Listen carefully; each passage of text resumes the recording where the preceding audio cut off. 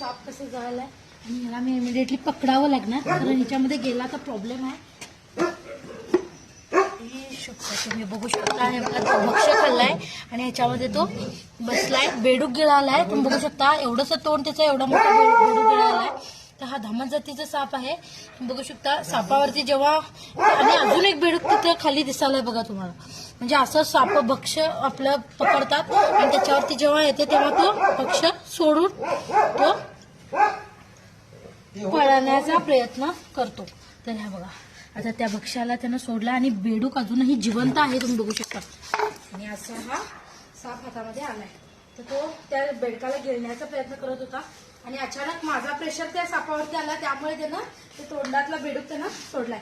तर असा हा धामण जातीचा साप, त्याची त्वचा जी असते एकदम फ्लेक्झिबल असते, त्यामुळे त्याचे ओठ जे असतात ते थोडे वाकडे झालेले तुम्हाला दिसून येतील. एवढा मोठा बेडूक तो तोंडात पकडल्यामुळे. हा धामण जातीचा साप आहे, याच्यापासून काही धोका नाहीये. उंदरं खाण्यासाठी किंवा असे भक्ष्य बेडूक वगैरे खाण्यासाठी हे आपल्या आजूबाजूला येतात, त्यामुळे घाबरायचं काही याला कारण नाही. धन्यवाद.